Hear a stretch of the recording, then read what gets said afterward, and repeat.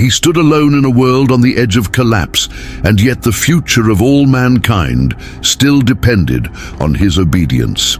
How could one man, one family, carry the fate of the human race? How did the true genetic code arise? The one that links a single household to every nation on earth? What spiritual mystery lies hidden in the very name of Noah?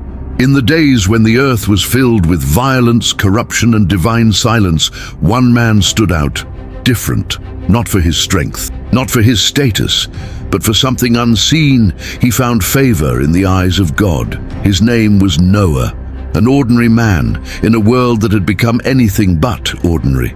And from that spiritual distinction, a new code was born, something deeper than blood, more enduring than DNA. In the darkness of a deformed generation, God planted a seed. It wasn't a new species, it wasn't a genetic mutation. It was a spiritual inheritance, forged in obedience. The first cell of the new world wasn't an animal, it was a man who chose to listen. In this journey, we'll unravel the genetic code that emerged from the ark, the inheritance that restores meaning to the word family, and discover how all humanity was, in truth, renewed through a covenant. One family, one origin, one hope. And as the heavens broke open with relentless waters, what was being destroyed outside was only biology.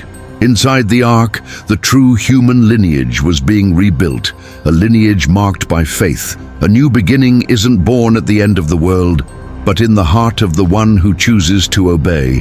And there, within wood and silence, the code of humanity was rewritten. But that code didn't begin with the rain. It began long before, when a solitary man chose to listen to what no one else wanted to hear. Noah walked upon a land that no longer resembled Eden. Cities rose from ashes. Violence was common, and lies were the norm. Men ruled over men, and blood mingled with dust. Laughter rang louder than conscience, and the silence from heaven grew longer with each passing day. Noah watched and wondered if there was still room left for goodness. He was no priest, no leader, just a simple man with calloused hands and weary eyes. He worked, cared for his family, and tried to keep his heart pure in a world that had forgotten God.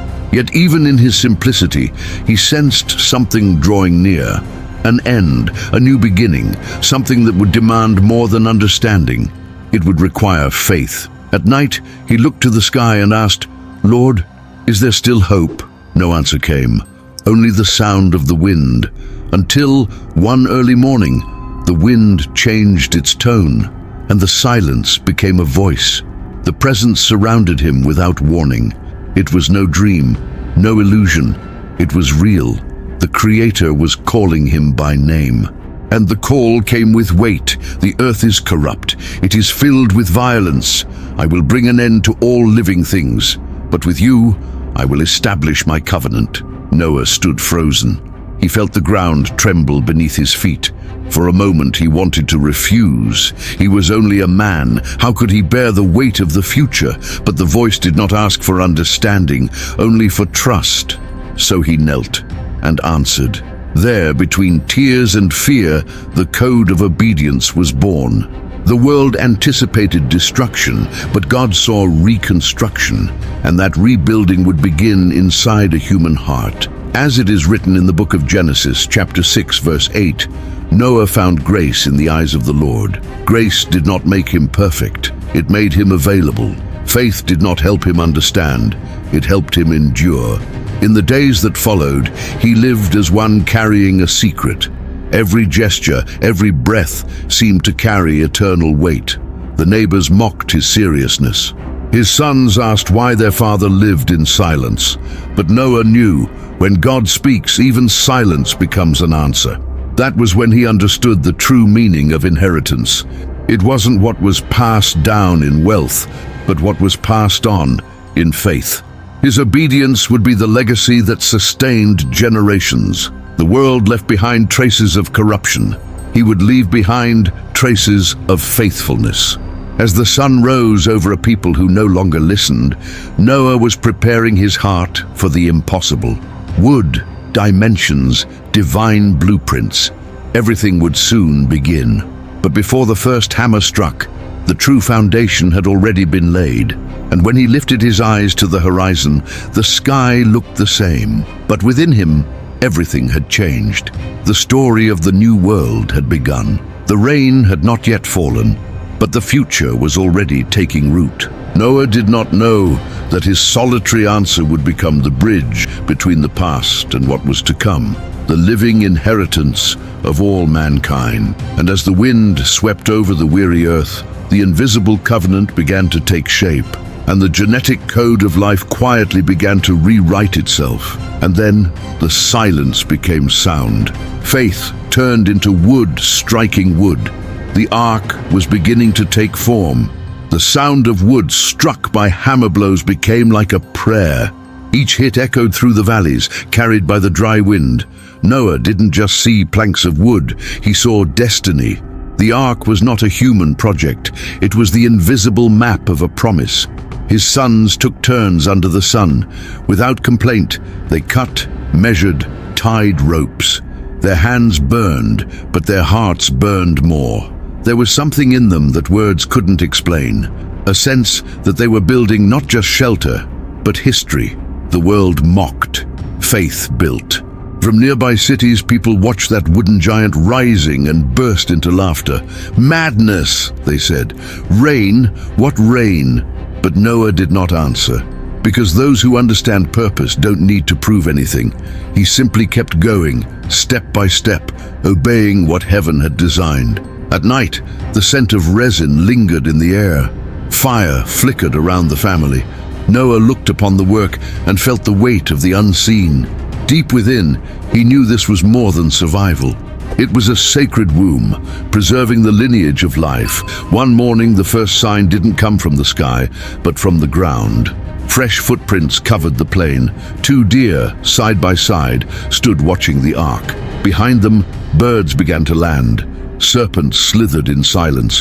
One by one they came, not driven by human hands, but led by an instinct that came from above. His sons stood frozen. How could they make sense of this?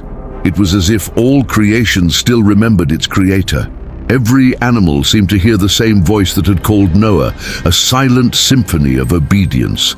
Days later, the ark was no longer just a structure, it was life, beating, cries, roars, the flutter of wings, and within it all, human breath, the link between dust and spirit.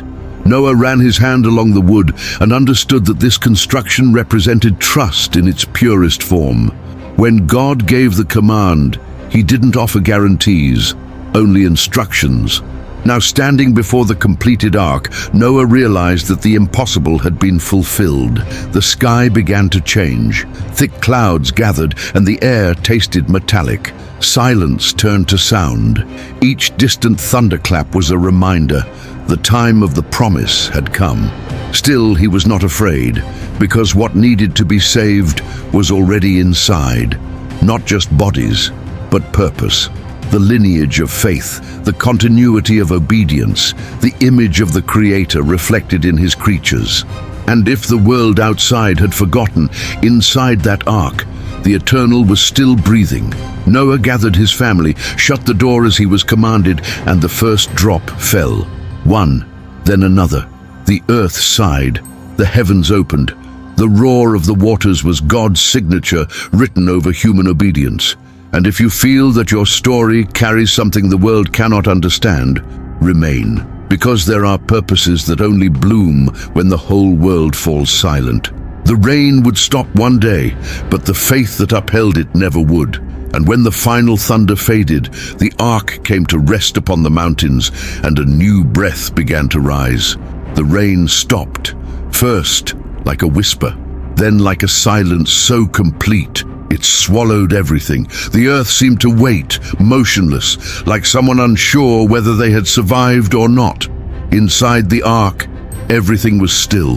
The animals were quiet. The damp wood carried the scent of life, restrained. Noah said nothing. He simply listened to what could not be spoken, the sound of a new beginning arriving without hurry. The day the ark came to a stop wasn't marked by trumpets, but by a breath. God said to Noah, "Come out of the ark." It was a simple command, yet heavy with meaning, because to step out meant walking into a world without footprints. No cities, no paths, no altars, just earth, sky, and an invisible promise stretched between them. Noah came down with his family. The ground was still wet, as if the flood itself whispered memories, but there was no time for fear. Noah's first act was to build an altar. Before planting, before building, before speaking a single word, he worshipped. There, at the altar of the new beginning, the fresh origin of humanity was established, not upon stone, but upon faith, not through strength, but through surrender. God saw, and he responded. The covenant was sealed without ceremony, only presence. As it is written in Genesis chapter 9, verse 1, "Be fruitful and multiply and replenish the earth." But now it wasn't a multitude who heard these words. It was a single family, one household. This was the world's new origin story, not a nation, but a home. And perhaps that's why so much has been lost over the centuries, because we forgot we all came from the same altar, the same soil, the same promise. The rainbow appeared, not as a display of beauty, but as a seal.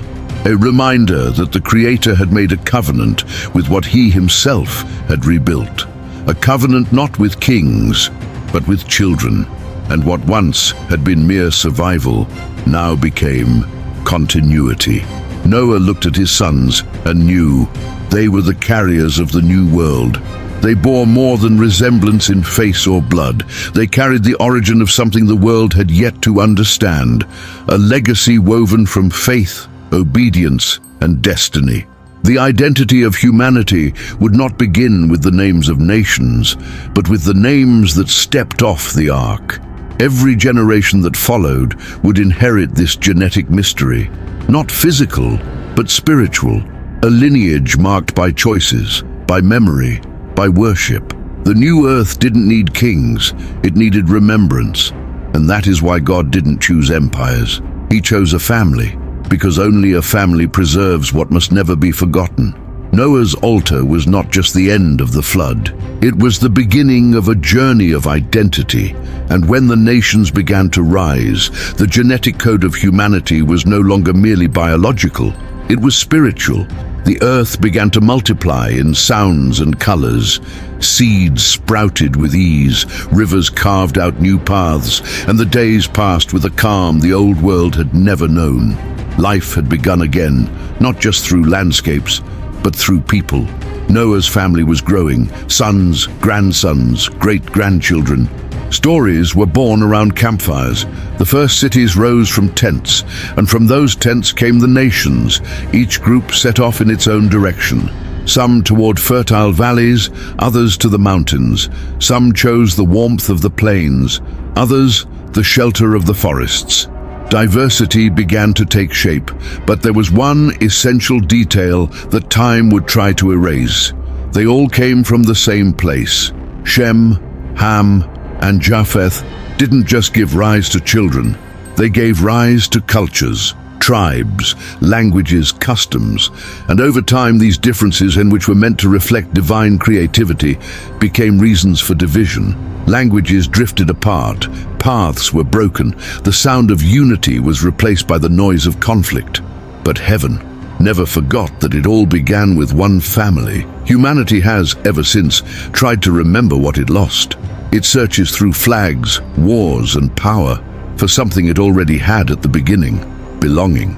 As it is written in the first letter to the Corinthians, chapter 15, verse 22, "For as in Adam all die, even so in Christ shall all be made alive." What unites us is not appearance, it is destiny. Have you ever felt too different, out of place in the crowd? What if what you call distance is just one big family trying to find its way back to each other? Because God didn't create a perfect people. He created a family in the process of restoration. And even scattered across continents and generations, the mark of the covenant still pulses within each of us. It doesn't matter where you come from, your skin color, your language, your last name. Before all of that, you are part of the same story. The faith that survived within the ark was never lost to time. It was passed on, sometimes through words, other times through silence, but it endured. Because there is something stronger than genetics, deeper than tradition. It's the calling that reminds us we came from the same altar, and for that reason we all carry the same worth. The Bible never says the world began again with a pure race or a superior lineage. It says God chose a family, ordinary, diverse, real, to carry out his plan. And that is why when we look at the peoples of the world, the contrast is beautiful, the variety is intentional, and the unity is spiritual. The root is one, the branches spread out, but they belong to the same tree. We are different, but not divided. We are many, but not strangers. We are varied, but born from a single seed. Behind every nation, culture, and people still lives the spiritual code of one family. But the true turning point was still to come. Not merely that we are many, but that we were made for one purpose. And that purpose was about to be revealed, not through words, but through an eternal act. The sun shone again with a different light. The dust of former destruction had vanished. The earth smelled of new beginnings, and the air carried the taste of promise. Noah walked slowly, like one who feels both the weight and the privilege of restarting the world. Every tree that sprouted was a reminder of mercy. Every flowing river, a silent song of reconciliation. What had once been judgment now became a sign of care, because the flood had not ended in death, it had ended in covenant. God looked upon man and spoke. The voice didn't bring warning, but tenderness. As it is written in the book of Genesis, chapter 9, verse 11, I establish my covenant with you. Never again shall all flesh be cut off by the waters of a flood.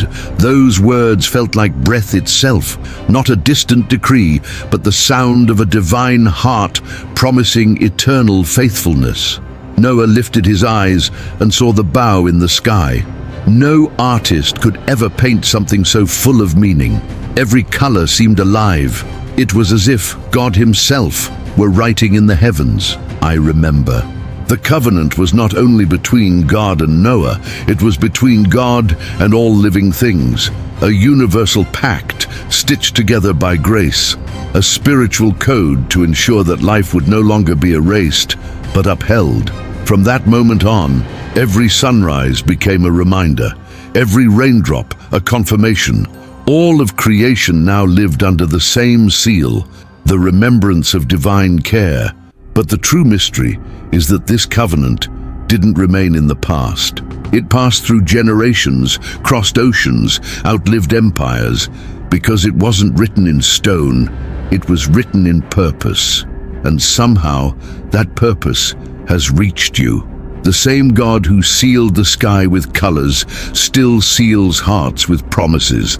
The same bow that arcs across the clouds is the reflection of a God who bends down toward humanity to say, I still believe in you. Noah understood that the sign wasn't just a reminder of judgment, it was a declaration of hope. A reminder that God would continue believing in humanity, even when humanity lost its way.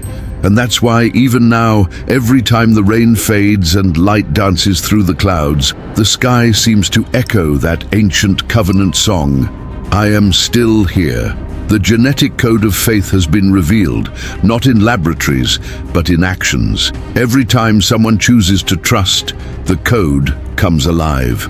Every act of mercy reignites the invisible rainbow between heaven and earth. You carry this within you. It's in your story, your choices, and every step that draws you closer to God.